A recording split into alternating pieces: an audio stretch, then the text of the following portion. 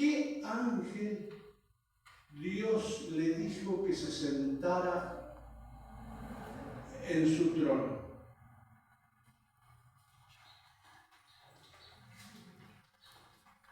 A ningún ángel. Pero la iglesia laodicense tiene la mayor promesa que jamás se haya dicho a algún habitante en esta tierra y en el universo.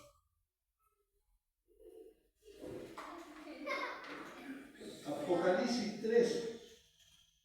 3:21 dice: al vencedor le concederé que se siente conmigo en mi trono, así como yo he vencido y me he sentado con mi Padre en su trono. ¡Qué maravilla para nosotros! ¡Qué privilegio! Dios en su infinito amor nos hizo nacer en esta época. Por eso es decir, somos privilegiados. Si hay un grupo más privilegiado que todos, somos nosotros. Porque Dios mismo ha concedido que nosotros nos sentemos junto a Él en su trono. Hago otra pregunta. La Biblia es totalmente inspirada. Lo dice Pablo. Toda la Biblia es inspirada por Dios. Y Pedro dice que los santos hombres de Dios fueron inspirados por Dios. Ahora yo le pregunto, Elena G. de White o Elena Harmon de White, ¿es inspirada por Dios? No hay duda. Está en el mismo nivel, aunque ella dice que es la luz menor, pero estamos en el mismo nivel porque es el mismo Espíritu Santo que inspiró tanto a los profetas. Y le hago esta pregunta porque Dios, en su infinito amor, inspiró a Elena G. de White para que sea la profeta que lleve su pueblo al destino final de la venida de Cristo. Ella fue inspirada para que el pueblo de Dios triunfara. Y ahora comenzamos. Y vamos a comenzar con una triste realidad. ¿Sabían los judíos el tiempo de la venida de Cristo? En su primera venida, ¿sabían?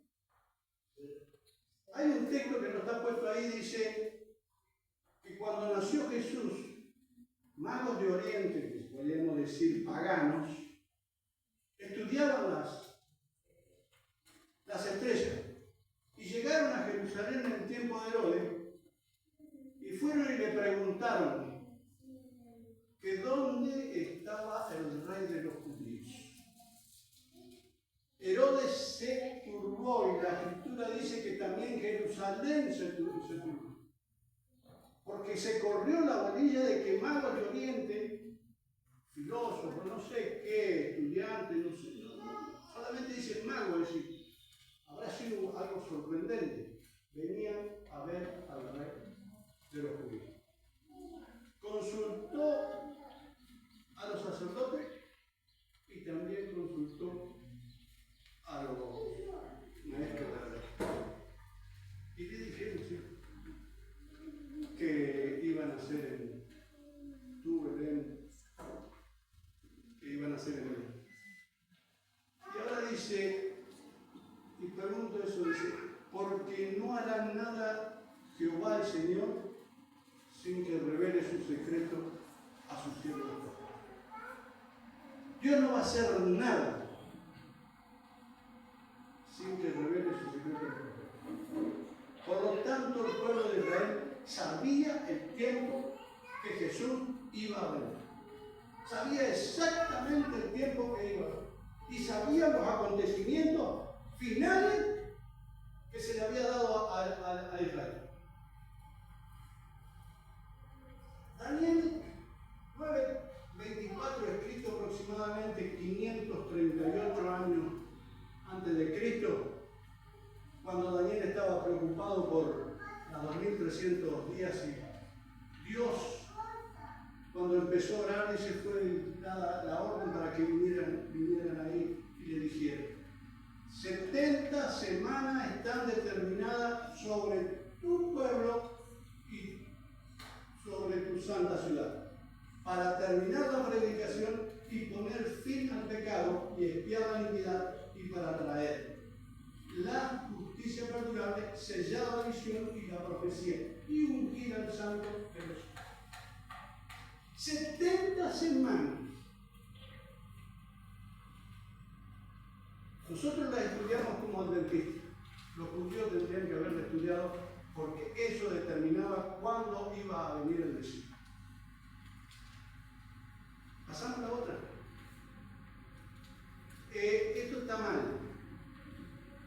Como yo no conozco mucho, le voy a decir, es desde el 3.14 hasta el 1.4. ¿Quién lo quiere leer desde el 3.14?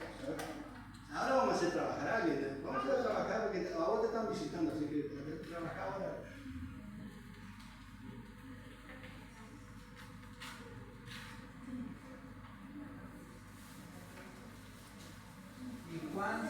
Y Juan se oponía diciendo: yo necesito ser bautizado por ti, ¿y tú vienes a mí? Seguimos adelante, sigue hasta el 4.1, ahí está el sí. Pero Jesús respondió: deja por ahora, porque así nos conviene cumplir toda justicia. Entonces Juan consintió. Tan pronto como Jesús fue bautizado, subió del agua. En ese momento el cielo se abrió y Jesús vio al Espíritu de Dios que descendía como paloma y venía sobre él. Y una voz del cielo dijo: este es mi Hijo amado, en quien me complazco. Entonces Jesús fue llevado por el Espíritu al desierto para ser tentado por el diablo. Hay una cosa, cuando Juan estaba bautizando en el Jordán, no solamente venía mucha gente, venían fariseos, saduceos, muchos se venían a bautizar. Y ocurrió algo que tiene que haber llamado la atención. Si estaban estudiando las Escrituras, tendrían que haber llamado la atención grandemente. Era el año 27 y comenzaban a cumplirse las 70 semanas y estaban estudiando. Y Dios mismo, para no hacerlo así solapadamente, ahí en el Jordán, Jesús se levantó del agua, se abrió el cielo y el Espíritu Santo bajó en forma de paloma y se posó sobre él. Y para que no quedara ni una duda, Dios mismo habló desde el cielo diciendo: este es mi Hijo amado, en quien tengo complacencia. Eso habrá corrido como si algo apareció acá y todo el mundo. Pero ¿qué pasa? No le hicieron eso. Y la señora White dice, hablando sobre esto, dice: en el desierto de la tentación, Cristo estuvo en el lugar de Adán para soportar la prueba que éste no había podido resistir. Aquí venció Cristo en lugar del pecador. 4000 años después que Adán dio la espalda a la luz de su hogar. Cronológicamente, 4000 años, y en el 27, como estipulaba la profecía, Jesús fue bautizado. No queda absolutamente ninguna duda porque está respaldado por las Escrituras y también está respaldado por lo que el Espíritu profetiza, quien Dios levantó para nuestro beneficio a quienes hemos llegado acá. Lucas, hablando de la muerte de Jesús, dice, podemos leer todo lo que dice, pero esto es lo fundamental. Había también sobre él el título escrito con letras griega, latín y hebreo.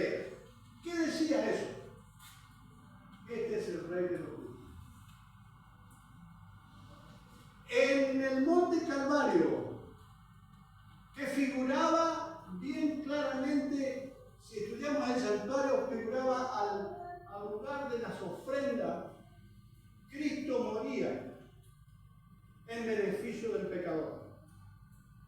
Y para que no quedara dura todo, porque ahí estaban los sacerdotes, si lo estudiamos estaban los sacerdotes, todo el Sanedrín completo mirando,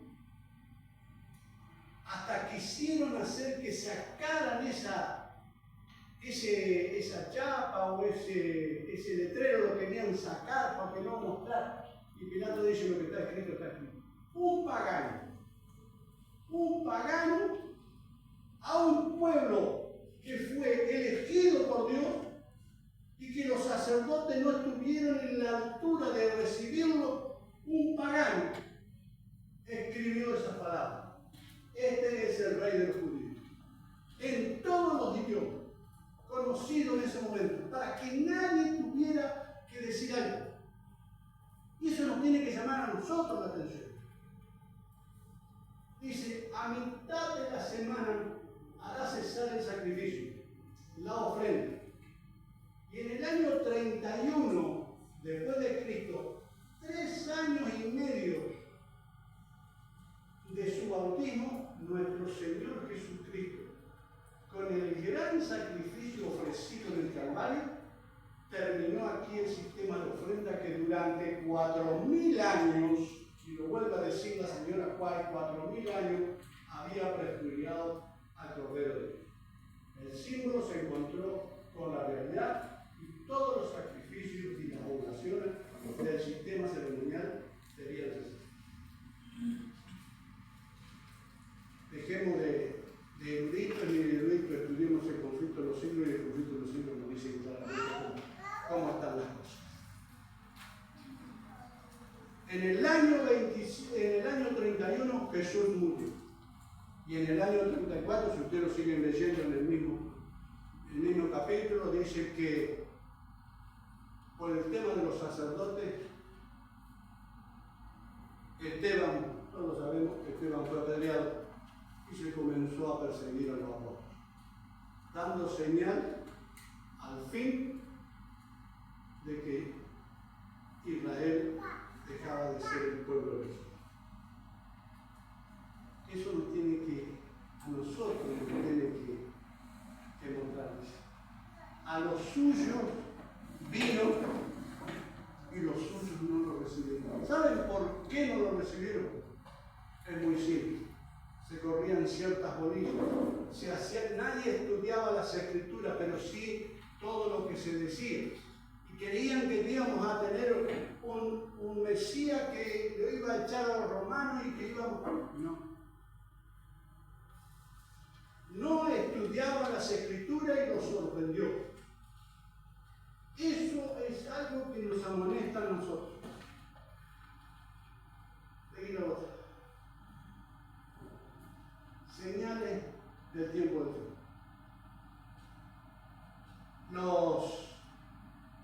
Los discípulos le mostraron la grandeza de ellos. Mostraron los edificios, mirá el templo y todo, y Jesús miró y dice: esto no va a quedar en una piedra. Creo que quedaron más chachados. Se sentaron en el monte de los olivos y ¿qué dijeron? A ver, ¿alguien que lo quiera leer? ¿Diga? Estando él sentado en el monte de los olivos, los discípulos se acercaron aparte diciendo: Dinos, ¿cuándo serán estas cosas y qué señal habrá de tu venida y del fin del siglo?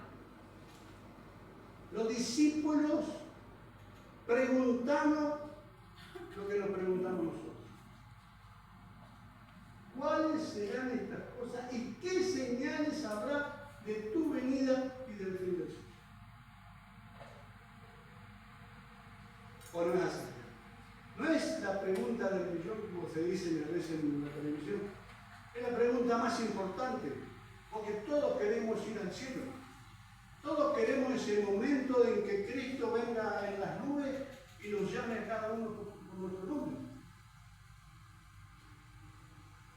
Esta pregunta nos hacemos nosotros. Y Jesús dijo, respondiendo Jesús, le dijo: mirad que nadie os oiga.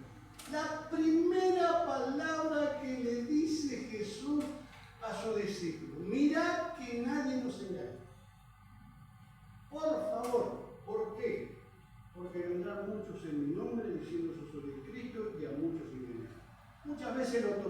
para los demás, para los protestantes, para esto, para los católicos. Estaba hablando para nuestra iglesia. Mirá que nadie os engañe, que estés durmiendo cuando Él venga, que te agarre de sorpresa, porque nosotros no tenemos comprada nuestra vida. En cualquier momento nos pasa algo y tenemos que presentarnos delante de Dios. Y dijo, a la ley y al testimonio, si no digiere conforme a eso, es porque no lo han nacido.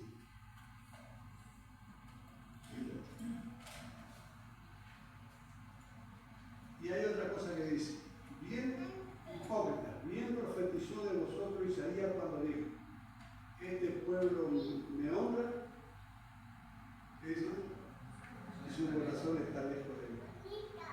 Pues hermano me honra enseñando doctrina. Si no está dentro de tu corazón la venida de Cristo, si no estás estudiando, si no estás buscando, posiblemente te pierdas. Mateo 24, 6 dice, oiré de guerra, rumores de guerra, mirad que no turbe, porque esto es necesario que todo acontezca, pero aún no es el fin. Se levantará nación contra nación, reino contra reino, y habrá hambre, terremotos en diferentes lugares. Y todo esto será principio de dolor. Eso está pasando desde que Cristo, y cada vez hay más intensidad. Entonces entregarán la tribulación y os matarán y serán odiados por causa de mi nombre. Mas tropezarán entonces y se entregarán los unos a los otros y uno a otro se odiarán. Y muchos falsos profetas se levantarán, y lo vuelve a decir Dios, y engañarán. Si Dios lo está diciendo una y dos veces y tres, es porque nos van a engañar. Porque no conocimos el tiempo de la salvación, porque no estudiamos diligentemente los acontecimientos, porque Dios va a estar revelando todo lo que va a suceder. Y por haberse multiplicado la maldad, el amor se enfriará. Todos sabemos que, cuando te piden, es como que ya no tenemos tanto amor. Pero también pasa dentro de eso. Por ver las cosas, a veces nuestros hijos, que estuvieron dentro de la iglesia en un momento, y por ver las cosas, es decir, perder la vista de Dios, mirando a los hombres, se fueron serios. Por las cosas que pasan en nuestra iglesia, no es que yo te estoy hablando en las protestantes, lo que pasa en nuestras iglesias, dentro de la iglesia de Dios, y por lo que pasa a veces los dirigentes y todo eso. Y a veces miran y creen que esta iglesia es perfecta. No es perfecta. Pero a veces no somos buen ejemplo, que Pablo lo decía. Muchos son blasfemados por sus ejemplos. Entonces, eso nos tiene que llenar en el corazón para no perdernos. Porque dice, el que persevere hasta el fin será salvo.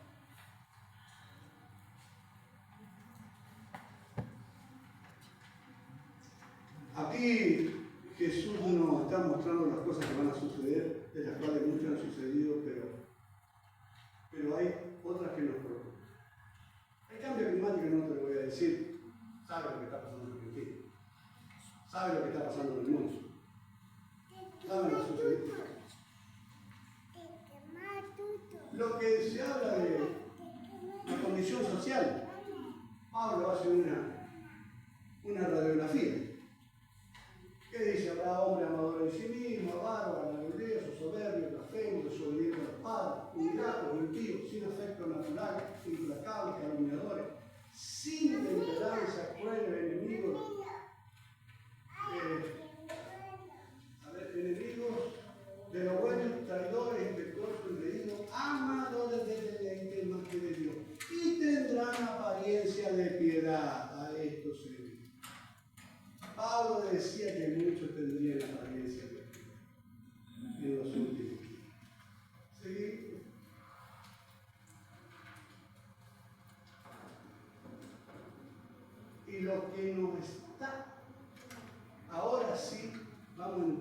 decir al mensaje de Dios.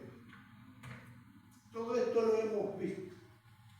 ¿Qué nos está preocupando hoy? Si hablamos de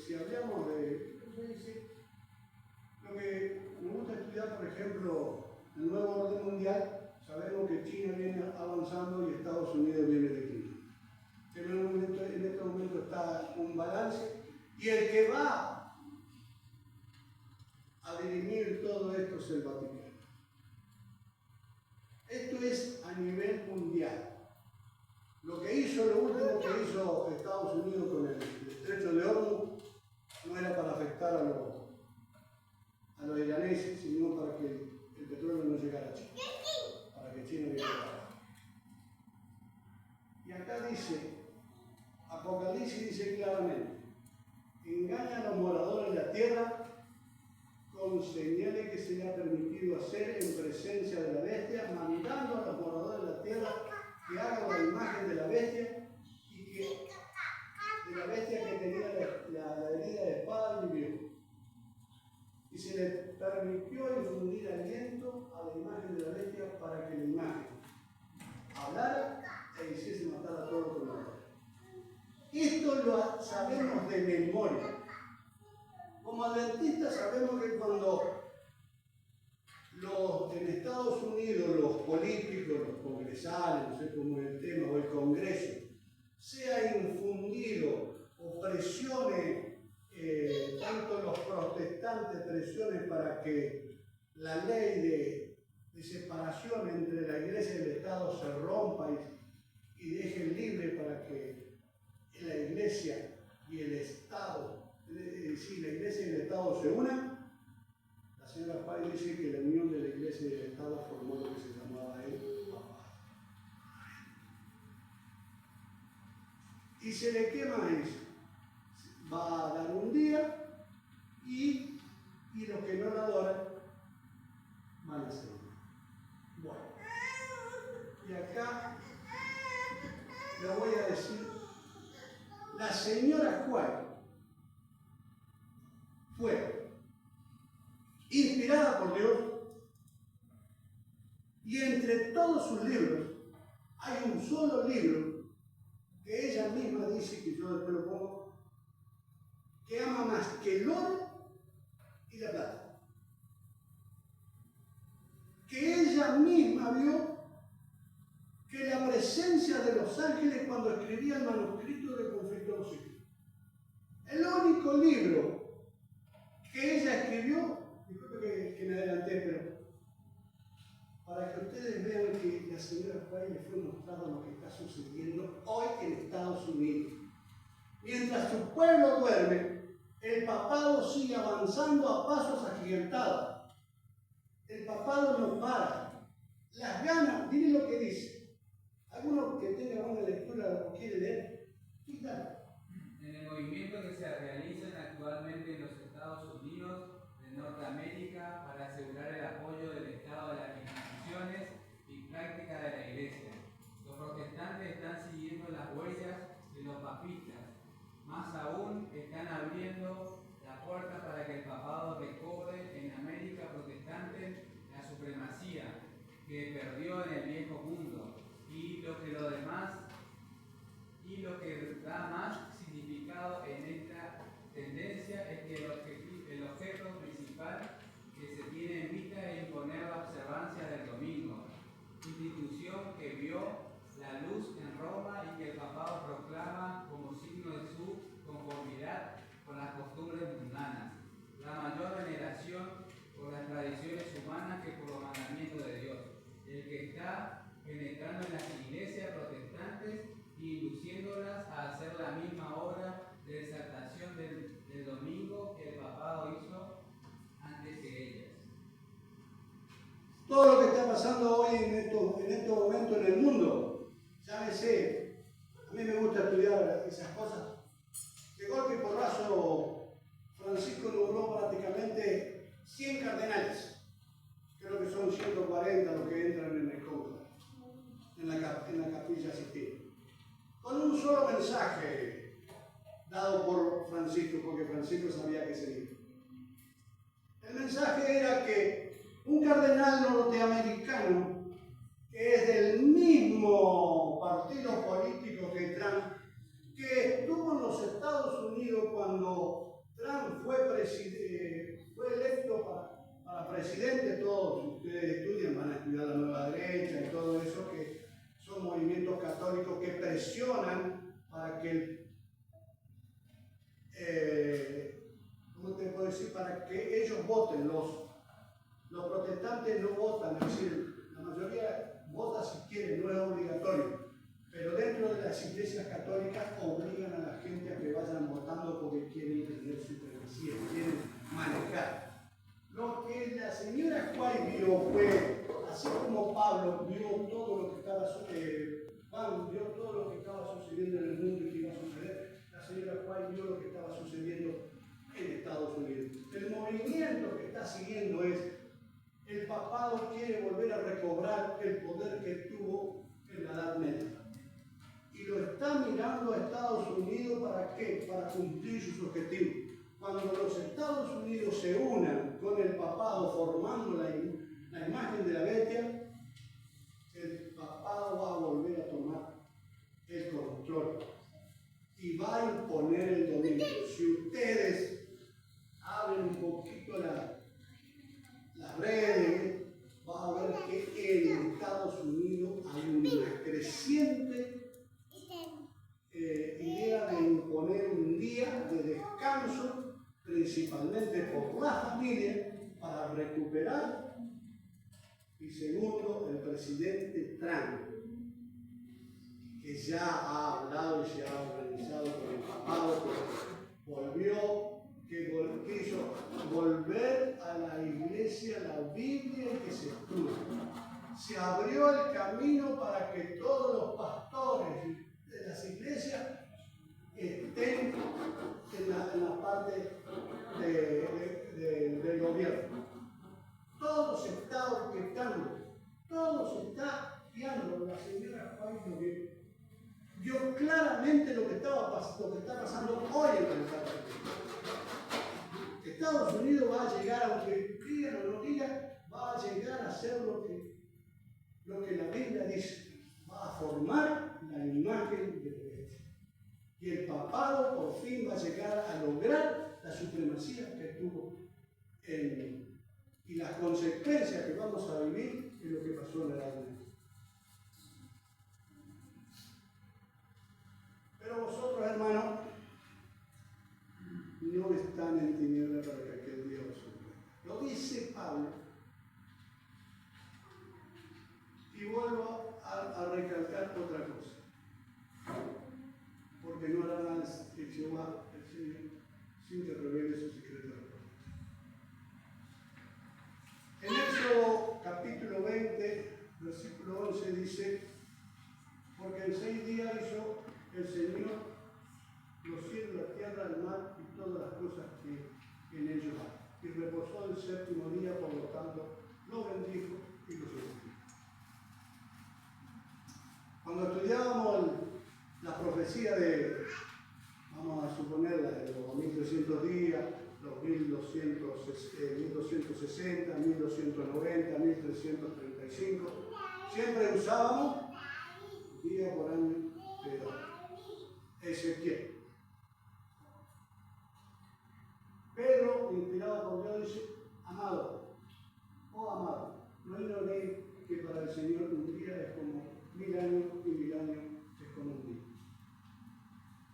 Y Salmo 90 dice: porque 1000 años delante de tus ojos son como el día de ayer, y como paso, y como una vigilia de la noche. Y Hebreo dice, inspirado: si José le hubiera dado reposo, no habría después de otro día. Por lo tanto, queda un reposo para el pueblo de Dios.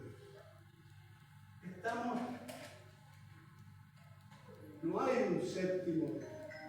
El 7º día es un día de descanso. Vivimos en un mundo donde no tenemos más descanso. Estamos esperando que Cristo venga. ¿Y a dónde vamos a descansar? Cuando se cumplan los 1000 años, cuando venga Cristo se cumplan los 1000 años. 7 es el número de la perfección. 7 trompetas, 7 sellos, 7 iglesias, 7 brazos. Podemos seguir contando la perfección. La perfección la va a lograr Dios en este tiempo. Y estamos al borde de la venida de Cristo. Dice, se usa el conflicto de siglo que yo presenté. Se usa el conflicto de los siglos por Elena de Juan. Dice, aprecio el conflicto de los siglos más que la plata y el oro. Deseo grandemente que sea llevado a la gente. Mientras escribía el manuscrito del conflicto de los siglos, a menudo estaba consciente de la presencia de los ángeles de Dios. Dios va a tener tanto cuidado de que a su profeta la cuide y la proteja. Los ángeles la rodeaban, la protegían porque sabía que Satanás podía destruirla. Y especialmente si leemos de ella, todas las otras fueron inspiraciones, pero cuando llegó el conflicto de los siglos, tenía que ser protegida porque el libro que Satanás no quiere que conozcan es el conflicto de los siglos. Podés leer todos los libros que quieran, pero en el conflicto de los siglos están revelados los últimos acontecimientos aquí en la tierra. Es lo que Dios ha puesto para el final de los tiempos. Levantó un profeta para que su pueblo tenga tranquilidad y seguridad. ¿Dónde está caminando?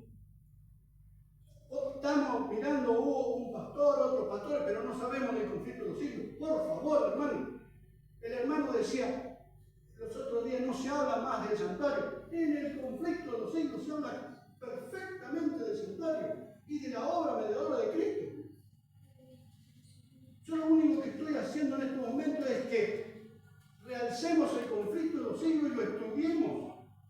Y fíjate lo que dice, en la introducción dice, por espacio de 6000 años, por eso yo puse 6000 años, 1, 2, 3, 4, el sexto, 6000 años, esta inteligencia maestra, después de haber sido la más alta entre los ángeles de Dios, todos sabemos eso, no ha servido más que para el engaño y la brecha.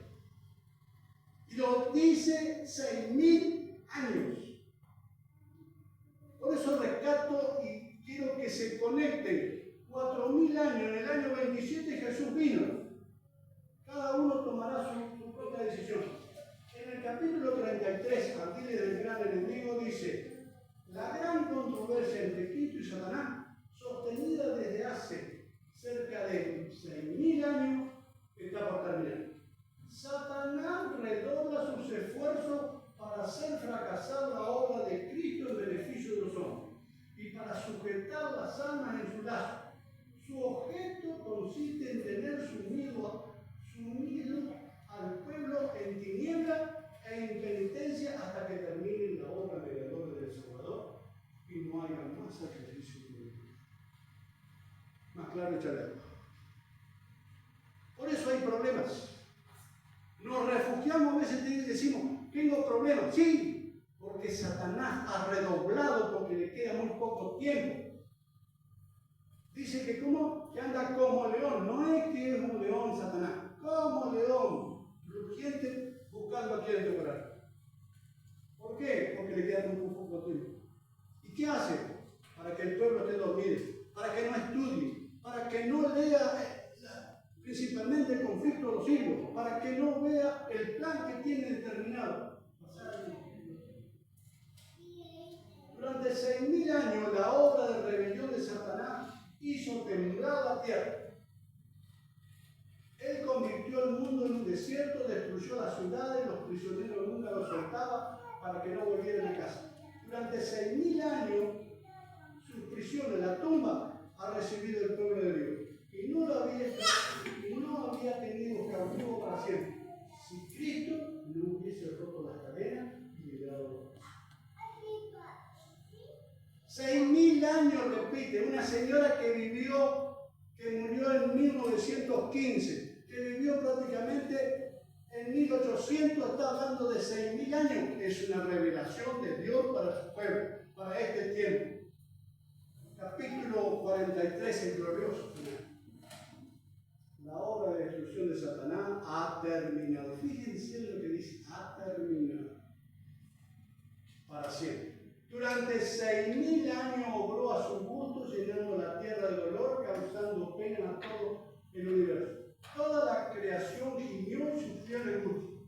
Ahora la criatura de Dios ha sido librada para siempre de su presencia, sus tentaciones. Ya descansa y está en quietud toda la tierra, prorrumpen los hombres.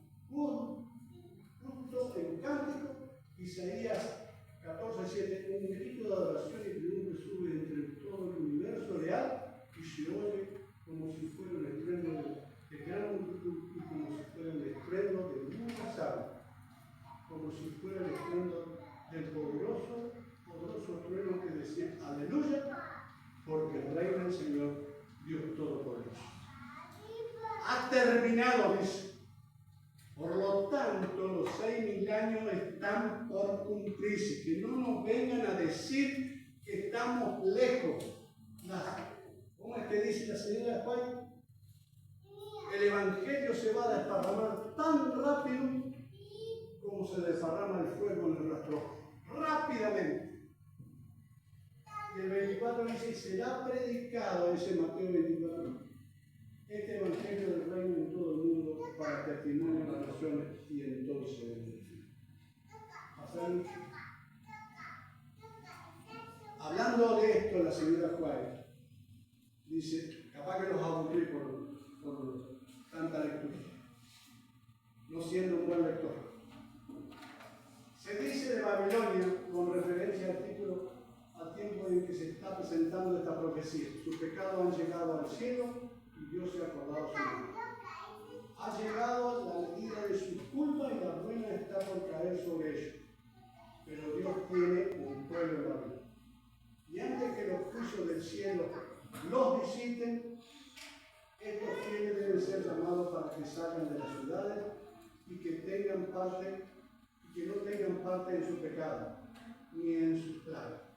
De allí que el movimiento que simboliza por el ángel que baja del cielo alumbra la tierra, denunciando con potente voz los pecados de Babilonia, y al mismo tiempo este mensaje se oye el llamamiento, salid de ella, pueblo mío, y esta declaración unida a la frase del mensaje de tres ángeles, como incluye la amonestación final que debe ser dada a todos los habitantes de la tierra.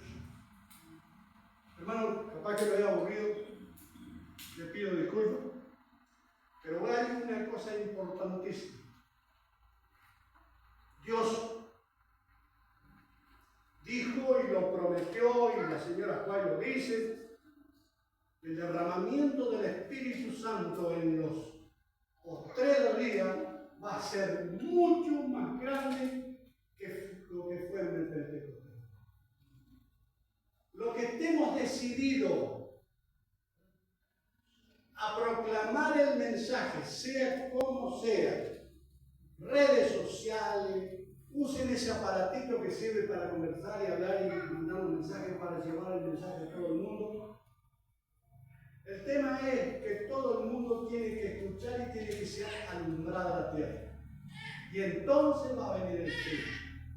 Hermano, nos promete, Cristo nos promete que a los que vencieren le va a dar el privilegio que una vez Satanás quiso tener en el cielo, sentarse en el trono de Dios. Pero a nosotros, humildes hombres pecadores, llenos de defectos, Dios nos promete transformarnos y darnos la glorioso lugar de sentarnos junto a Él. Lo vas a perder. ¿Qué vas a hacer? Tú tienes que decidir. Que Dios nos bendiga en esta